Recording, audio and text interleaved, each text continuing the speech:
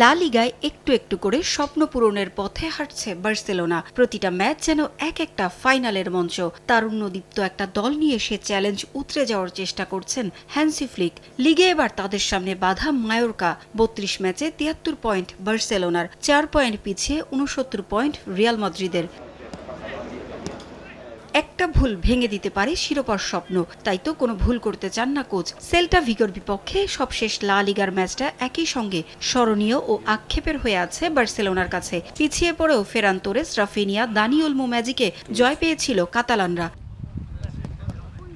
তবে একই সঙ্গে মেলে দুঃসংবাদও। বাঁ পায়ের ইনজুরিতে পড়ে ৩ সপ্তাহের জন্য ছিটকে গেছেন আক্রমণ ভাগের মূল ভরসা রবার্ট লেভানডস্কি। ২৫ গোল করে এই মৌসুমে লা লিগায় এখন পর্যন্ত সর্বোচ্চ স্কোরার পোলিশ তারকা।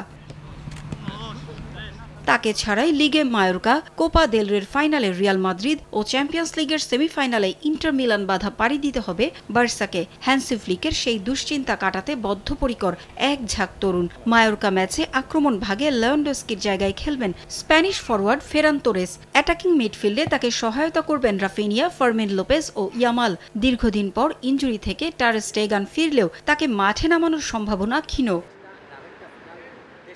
বার্সেলোনার মাঠে ৩২ ম্যাচে ৪৪ পয়েন্ট নিয়ে সাথে থাকা মায়োরকাও যে ছেড়ে কথা বলবে না সেটা জানেন ফ্লিক। তবে পরিসংখ্যানও পাশে পাচ্ছেন তিনি। সবশেষ গেল ডিসেম্বরে খেলা মায়োরকার বিপক্ষে ম্যাচে ৫-১ গোলের বড় জয় পেয়েছিল বার্সা। দুদল এখন পর্যন্ত খেলেছে ৭৪টি ম্যাচ।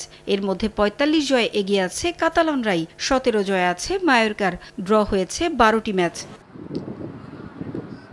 আরেক ম্যাচে ইংলিশ প্রিমিয়ার লিগে অ্যাস্টন ভিলার মুখোমুখি হবে ম্যানচেস্টার সিটি। টানা কয়েক ম্যাচে জয়ের ছন্দে আছে সিটিজেনরা। ৩৩ ম্যাচে ৫৮ পয়েন্ট নিয়ে আগামী মৌসুমের চ্যাম্পিয়ন্স ট্রফিতে খেলার আশা বাঁচিয়ে রেখেছেন গার্দিওলা। সামনে আছে এফএ কাপের সেমিফাইনালও, যেটা এই মৌসুমে একমাত্র ভরসা পেপের কাছে।